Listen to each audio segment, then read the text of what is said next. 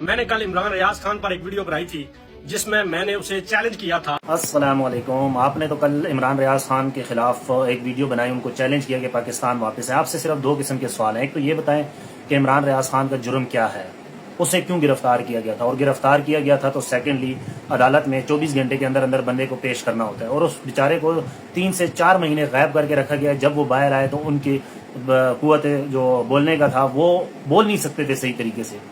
اب بھی آپ ان کی جو پروننسیشن کرتے ہیں، ان کے لہجہ دیکھیں گے وہ کس طرح پروننسیشن کر رہے ہوتے ہیں الفاظوں کا۔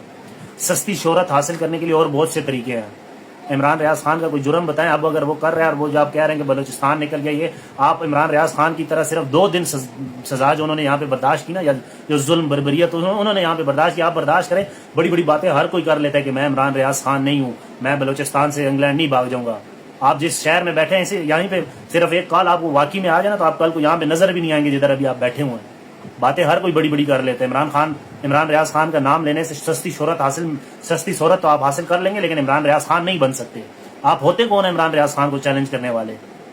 عمران ریاض خان بننے کے لیے جگرا چاہیے ہوتا ہے، گردے جگرے چاہیے ہوتے ہیں بندے کو۔ انہوں نے جو ظلم برداشت کیا آپ سوچ بھی نہیں سکتے اس کے حوالے سے۔